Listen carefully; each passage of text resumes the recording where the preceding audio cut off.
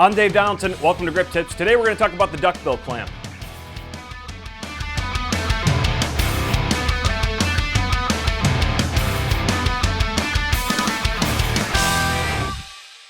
So if you caught last week's episode, you know exactly what I'm talking about today. I used this in last week's episode when I was using it for a foam bounce board.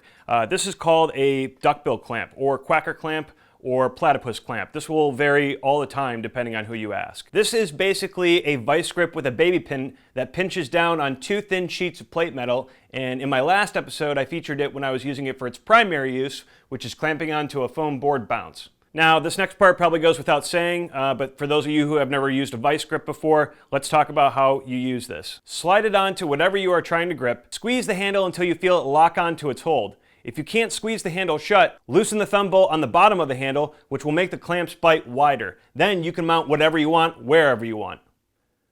When you're done using the clamp, there's a little lever on the bottom handle, and when you squeeze the little lever to the bottom handle, the quacker clamp will release and pop open.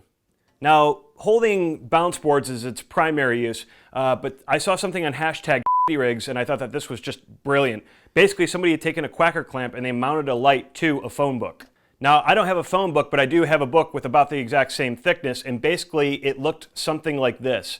Obviously, I would try to use a beaver board or a turtle base with a butt plug before coming to this conclusion, but I thought that I'd share this because I thought it was really kind of a neat idea, especially if you're in a pinch. But now you can mount a light in those tighter spaces or on the floor like you would a beaver board.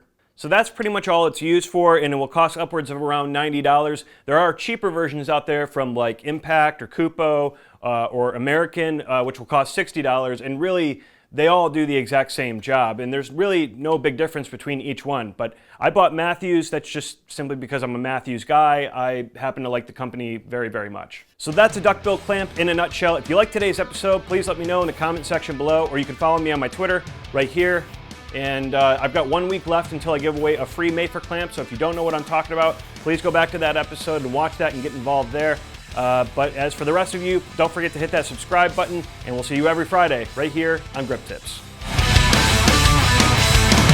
As for the rest of you, don't forget to hit right there, and if you, please go back to this episode and watch that episode about Mafer clamps. That's redundant. Damn it. I've got 1 more week left, and we'll see you every Friday right here on Grip Tips. What is that? Right here on Grip Tips. God, why am I a douchebag?